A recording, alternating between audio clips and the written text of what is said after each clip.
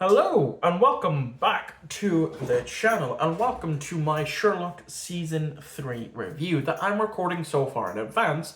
Um, I'm recording this still in January. I literally just finished filming my Season 2 review, hence why I'm still wearing the same shirt and all that. But yeah, because of how I'm already, as this has come out, I'm already well and truly finished my rewatch of Sherlock. Because as of the 26th of January, I'm just about to start my start season 4. That's how far ahead I am. I'm going to bulk review I've already done season 2. I have to edit that together because I had to pause. I'm going to then, of course, film this, and then I have the Abominable Bride to film because that's going to be its own separate review. Um, Instead of lumping it in with this. So, season 3. Um, to be honest, I'm a little mixed on season 3. Don't get me wrong. There are I absolutely love the Empty Hearse and the Signs of 3, but his last vow is kind of wishy-washy for me, and I'll explain why. So, the Empty Hearse sees Sherlock obviously come back from his exile, and there's a lot of people that a lot of his fans, coming up with ways of how he survived because they believe that he's out there. That was something that was shown in the Minnesota many what was it many happy returns, where one of the former forensic people, Anderson, I think it was, um felt super guilty for, not believing all that stuff, and believing that Sherlock is still alive, because he's that guilty, and such. And, there we do see a few different theories of how he survived, but it's a funny episode. Don't get me wrong. There is a lot. This episode and the Signs of 3 are definitely leaning more so on the comedy side of things. And when Sherlock does show himself to John, there's a rule of 3 in terms of the comedy. And it's definitely funny. And props to Martin Freeman because I absolutely love him being angry a lot in this because he portrays it well. He really does portray being pissed off that really well. Especially when he yells. I don't know what it is that I just enjoy him yelling. And so he's about to propose to Mary, and the rule of 3 starts there, where it ends with both of them on the floor. Obviously, he's pissed off, after grieving the loss of his best friend for 2 years. And so then they go into this chipper, and it ends with John punching Sherlock, and so they end up in this other cafe area, and through more talking, it ends with John headbutting Sherlock, and that I always find that to be absolutely hilarious. And like I said, it's the comedy rule of 3, where the same thing happens 3 times in a row as a joke. The whole premise itself of it being related to Guy Fawkes Night, remember the 5th of November, is not all that interesting. And we do see Sherlock go to Anderson to reveal exactly how he survived. Whether that's actually what happened is still up in the air. If that is truly the way it happened. But then again, it does get mentioned in the Abominable Bride, that it was Molly Hooper that did move, find a body that looks like Sherlock, to help with faking his death. But yeah, it's an alright episode. But like it's also very, very funny. But then when we get to the Signs of 3, it's the episode where it's John's wedding because John and Mary got engaged, though Sherlock ruined the first time. And so it's their actual wedding, and it's trying to solve a murder of that they weren't able to solve. And I love this episode because again, there's a lot of comedy in it, but it's also really really well structured, and there it is an interesting story where there's so many different pieces that hone into solving what's going on here. We see here of the invisible man that attempted to murder one of the queen's guards.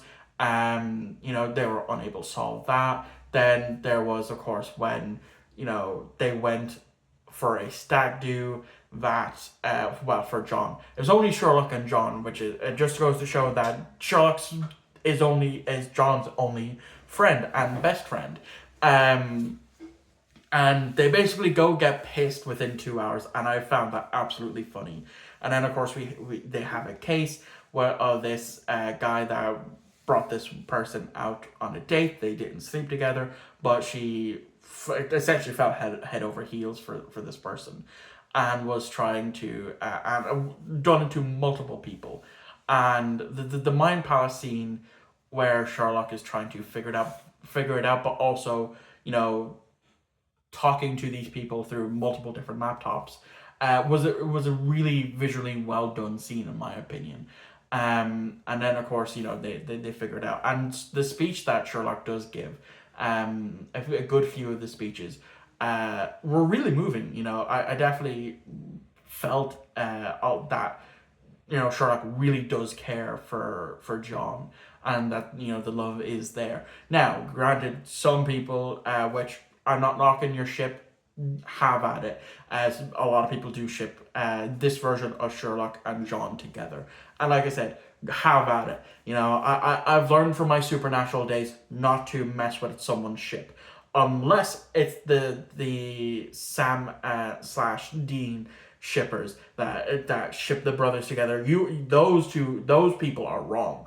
Definitely, they need to seek help. Anyway, but yeah, it's definitely like a funny episode that I really enjoyed. But then when we get, but the thing that's missing from this season is, like with season 1 and season 2, we had Moriarty there. So every episode tinkers back to Moriarty.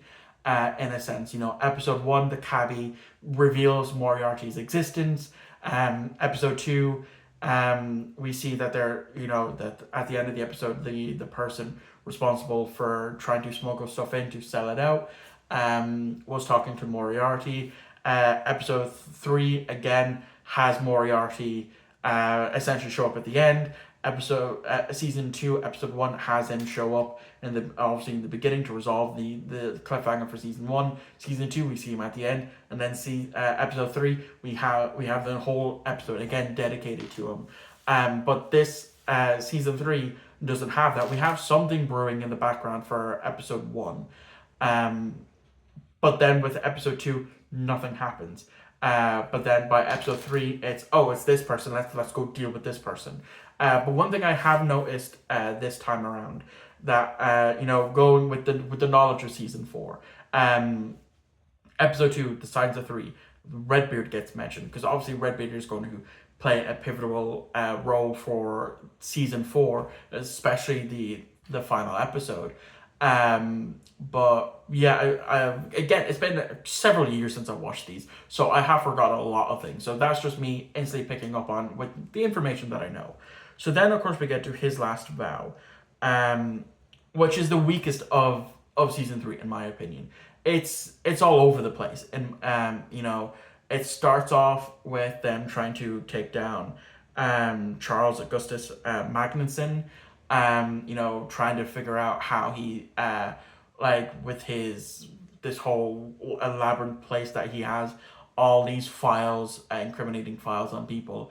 And then it turns out that Mary is one of those people that he has stuff on, and so she tries to kill him, but that's when Sherlock breaks in with John, and Mary shoots him, and then there's that whole subplot of that after Sherlock gets shot, Magnuson is put on the back burner, whilst everything gets revealed then to John of that it was Mary that shot Sherlock. And then of course, in this episode we do see Moriarty again in Sherlock's mind palace of trying to come up with a way to not die, essentially. And then after that, then it goes back to dealing with Magnuson at Christmas. We do see again Sherlock's parents, and that's a funny scene, especially with the two brothers out smoking and the mother castrating them for smoking. Sherlock being, of course, the little brother trying to rat out the big brother, which I thought that was a very funny scene. And then we go to Magnuson's house, and then it ends with Sherlock shooting him, and he's supposed to be the big bad of the season. I didn't like that. Like I said, that's why I think season 3, whilst the first 2 episodes are really really good and really really strong, his last vow tanks it down a bit for me. And then, of course, as Sherlock has been sent into exile for murder, that's when we get the screens of it's apparently Moriarty survived with the "Did you miss me?" scene, and then that, of course, is going to lead into the Christmas episode, and then of course season 4 for that. So yeah, like I said, it's a bit of a letdown of a season,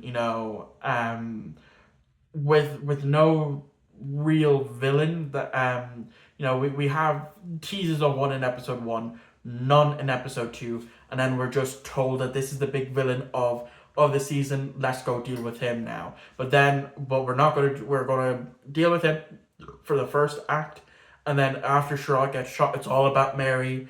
And then after that gets resolved, now we're back to Magnuson. And oh wait, we're just gonna have Sherlock kill him.